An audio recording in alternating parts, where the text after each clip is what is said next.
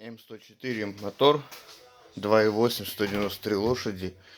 При езде на оборотах 2500 и более стоит какой-то треск вот в этой части.